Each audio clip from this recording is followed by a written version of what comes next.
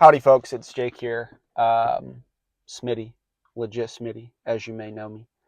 And I'm going to talk a little bit today, candidly, about how I got on some Spotify editorial playlists last year, a little bit of my journey from no playlist to some playlist, my organic growth as an independent artist, and how I've done this all for free and independently in DIY in 2024, going into 2025, which we are now in, and just tell you a little bit of my story. Um, like I said, my name is Jake. I make music as Smitty now. I used to release as Legit Smitty. And last year, I put out a project. I believe it was one of, maybe my fourth or fifth project under the name Legit Smitty. Um, Definitely my fourth or fifth full length, so to speak. I've put out a handful of EPs and mixtapes and album length esque projects over the last 5 years. And now I'm changing names and moving on, putting a sort of bookmark in my catalog and releasing as Smitty, just Smitty. So you can check that stuff out below if you'd like to get sort of a grip on my artistic universe and my musical universe.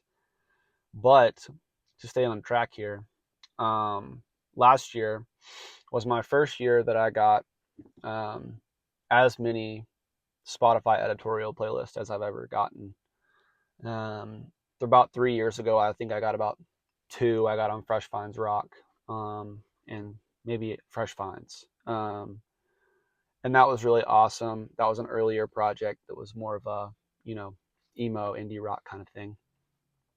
Uh, Still doing similar things now, more of an indie rock, indie folk kind of thing. And this year I got on, or I guess, last year, about 6 months ago, I got on New Indie, I got on Undercurrents, I got on Fresh Finds Folk, and I got on New Music Friday, which was crazy and definitely the biggest one, over 1 million followers on that playlist. I accrued, probably 50,000 streams total from being on all those playlists. Maybe more, maybe closer to, being in the 50,000 to 100,000 streams range. I saw my monthly listeners go up more than they ever have. You know, the editorial playlist streams snowballed into algorithmic playlist streams, and being on more Discover Weeklies and being on more, Spotify radios and algorithmic things and things of that nature. All that to say, um, I don't think I would have ever gotten on any of these playlists had I not decided long ago that, the reason why I was in this was not dependent on whether or not I would ever get on one of these playlists. Um, I think at some point a few years back, I decided that this, making music, being an artist thing was something that I would be doing whether or not I saw much success in it at all. Um, all that to say, I did want to try my best to make it sustainable in some way, to make some sort of money, to see myself grow in my craft at least. I wanted to set myself up for success to where each project I could at least see myself getting better and doing more. Um, if anything, I wanted to beat myself, not in a bad way, but I wanted to outdo myself with each project. Um, and I wanted to outdo my strategy from last game, so to speak, with each release. Um, I wanted to pitch more. I wanted to send more emails. I wanted to make more content, with each release. I wanted to take it up a notch each time. Um, and over the last 5 years, I think I have synthesized some better ways of doing things. I've learned a lot by trying to do that. And I guess this is what I'm trying to do today, is share with you what I've learned and what I think has worked for me. For starters, There's a lot out there right now about TikTok and Reels and social media and playing that game. I can't say for me that that's been what has worked or has gotten me a publicity or playlist or things of that nature. Um, what I would like to say has worked for me is um, looking more inward and trying to say, what is it that I'm trying to say? How can I be more authentic? And how can I stay true to myself? Um, I make primarily batches of songs. I'm not a singles heavy person. When I'm making music, I make anywhere from 6 to 8 songs at a time, and I work on them until I feel like they're all about ready to go. That allows me to kind of stay in art brain for as long as possible, and then eventually get to a point where I say, all right, what are the visuals going to be for this? What am I going to do for this? Not artistically, but content wise. But then when I get to making content, I've spent enough time um, making art to where turning my art into content is easier. Then, logistically speaking, once I've loaded the gun, so to speak, um, I've tried to follow the rules. I do play the game. I say, I know that I'm supposed to upload 4 to 6 weeks apart. I know that I'm supposed to have some videos to post on TikTok and Reels and all that. You know, I do all the right things. I pitch, I have templates that, talk about who I am in my bio and why I make music. And I use those things when I pitch to Spotify for artists and things like that. And I have for years. Um, I can't really say why last year, out of all the time that I finally got some playlist, other than I feel like I've been refining my process. I've been refining my artistry.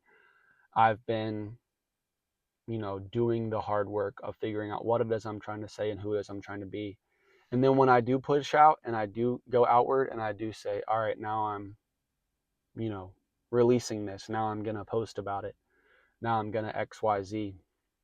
Every time I do that, it feels more genuine. It feels more authentic. It feels more like it actually has a chance at being perceived well. Not because I'm thinking about my audience or about what they want or what, how I could make something that could be more well perceived, but because I'm actually just trying to do the hard work of being a good artist and making the best possible thing I can make.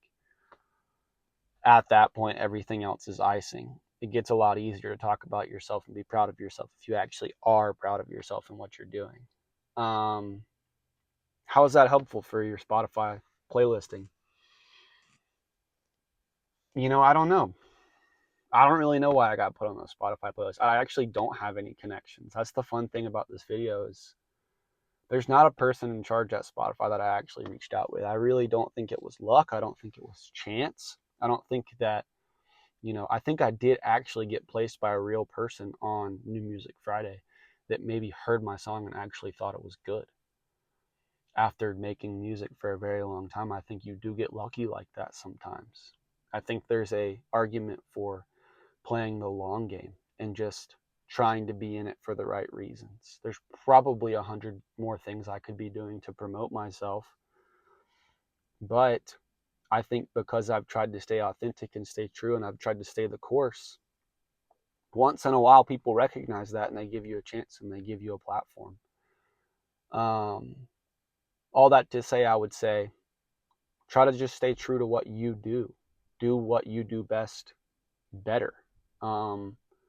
Stay in your lane, do your thing, be yourself, be authentic on social media, but don't stay on it too long. If you want to play that game, but don't let it fully encapsulate you. Focus on what it is, and who you are that you're trying to be, and try to be it as best as you can. And try to let everything else fall to the wayside as much as you can, and don't let the game eat you. I think it's worth it. I think living the artist's life, is very hard. But I think it's worth it. And I don't think we should worry about if we're getting playlisted. And I think when we stop worrying about it, and we try to do the best that we can, we'll get around the right people and we'll get in the right rooms. And I don't know, maybe it'll just start to work a little bit better. That's just one thought that I have. If you have any thoughts or questions about that, or you want me to talk about anything else with more depth, let me know and I will give it a shot. This is my thought of the day. It's gotten a little long-winded, but here we are. Peace.